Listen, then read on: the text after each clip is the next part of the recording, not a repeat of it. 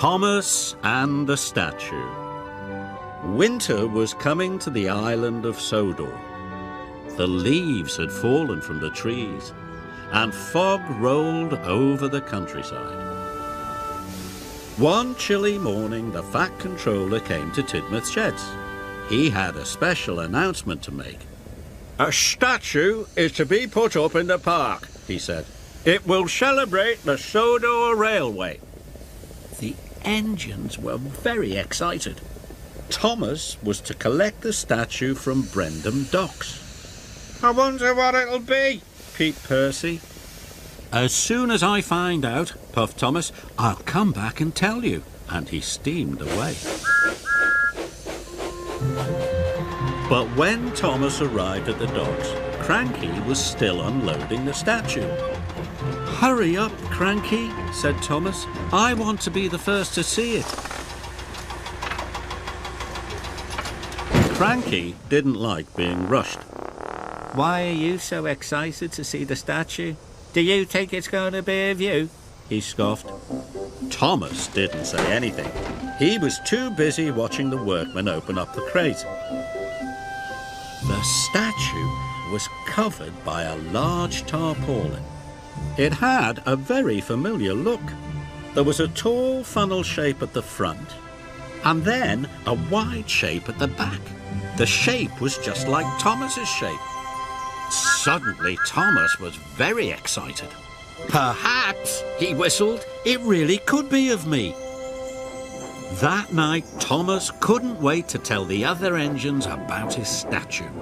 But when he arrived at the sheds, all the engines were asleep. Thomas was too excited to sleep.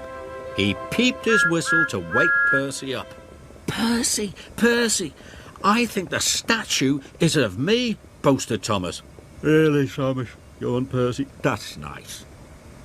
"It would be wonderful to have my very own statue," tooted Thomas. He couldn't wait for morning to come. The following day, the Fat Controller told the engines they were to go to the washdown. All except Thomas. He was to collect more things for the statue. First, Thomas went to Wellsworth Station. He was to collect a special block for the statue to stand on. "Are you looking forward to seeing my statue?" he called to Edward. "It might not be your statue," huffed Edward. But Thomas wasn't listening. Thomas arrived at Maithwaite Station. He had to collect a special podium for the Fat Controller to stand on. "Look," Thomas cried to Emily. "The Fat Controller will make a speech when they uncover my statue." "Who says it's going to be your statue?" Emily huffed. "You'll see," said Thomas, and he wheeshed away.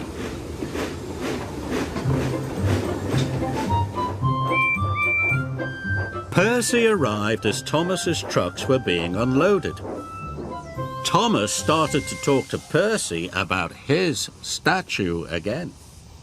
"Please stop talking about the statue," peeped Percy. Thomas was surprised. "No one wants to hear about it anymore.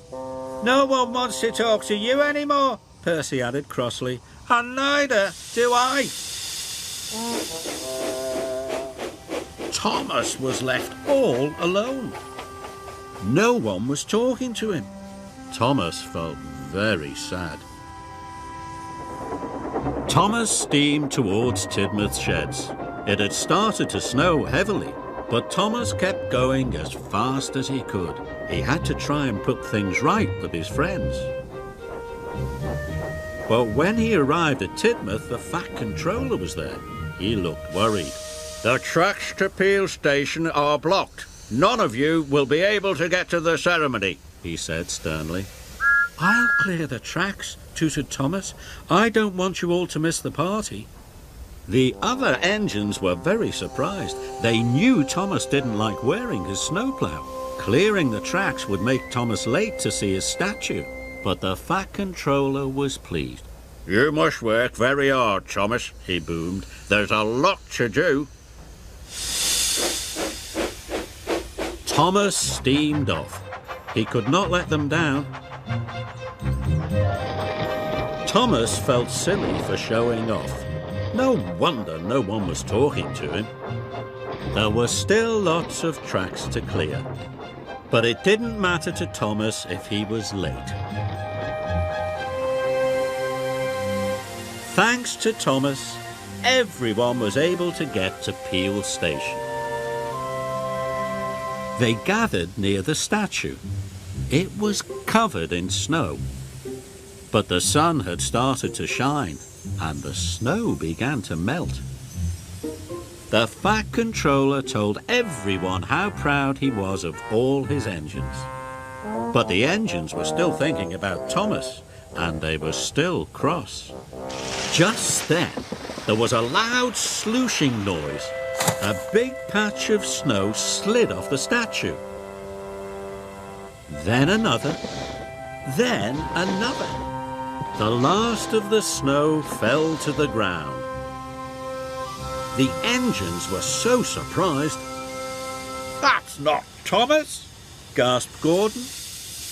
"No, it's all of us," peeped Percy. Everyone was very excited.